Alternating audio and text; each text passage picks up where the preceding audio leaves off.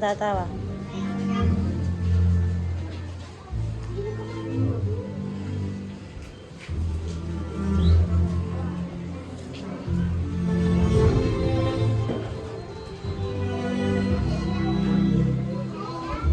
Kunwari nag-uusap-usap lang kayo. Kunwari nag-uusap-usap lang.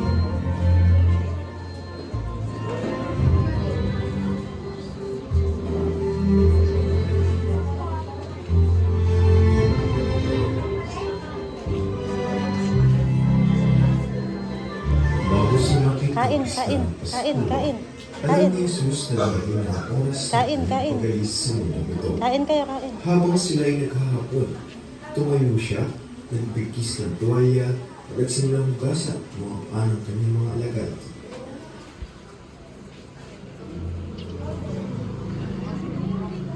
Dahan-dahan, boy.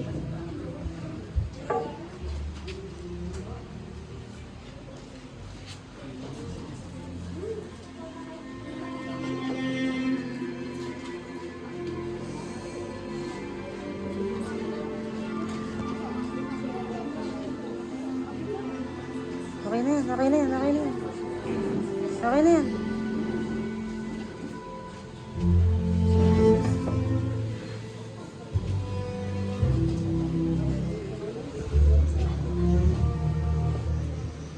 Okay, okay na yan, okay na yan.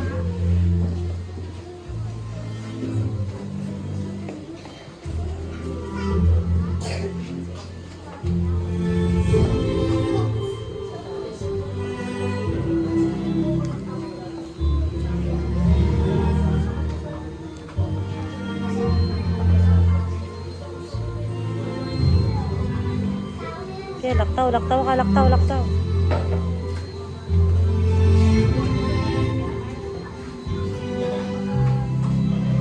Kunwari naguguluhan.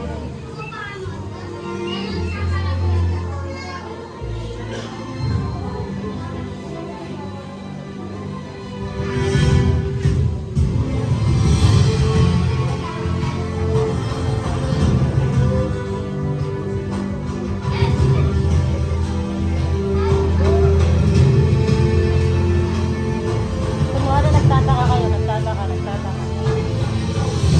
Nagtataka.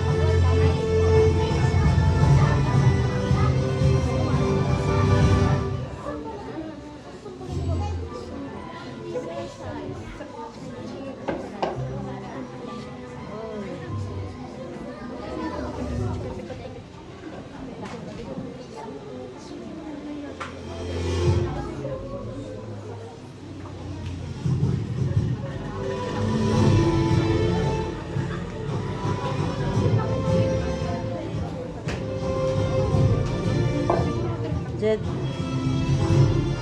Panginoon, ayoko bang mag-uwis ng aking mga paa? Hindi mo naunawaan ang ginagawa ko ngayon. Ngunit maunawaan mo rin ito balang araw. Hindi niyo po uhugasan ng aking mga paa. Kung hindi kita hugasan, wala kang bahagi sa akin.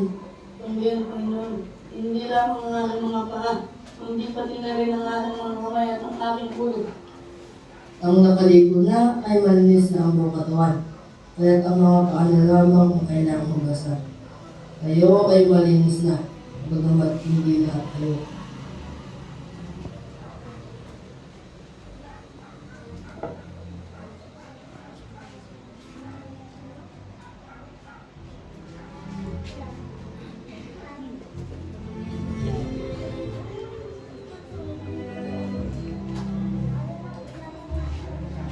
Nauunawaan pa ninyo ang ginagawa ko sa inyo. Tinatawag ninyo akong guro at Panginoon. At tama kayo dahil ako nga ayon. Kung ako ang Panginoon at guro ninyo ay naghugas ng iyong mga paa, dapat din ninyo hugasan ang mga paa ng isa't isa. Binigyan ko kayo ng halimbawa upang tularan ninyo. Tandaan ninyo, walang alipin na hihigit sa kanyang Panginoon. Ngayon alam na ninyo ang mga bagay na ito. Papalad kayo kung gagawin ninyo ang mga ito.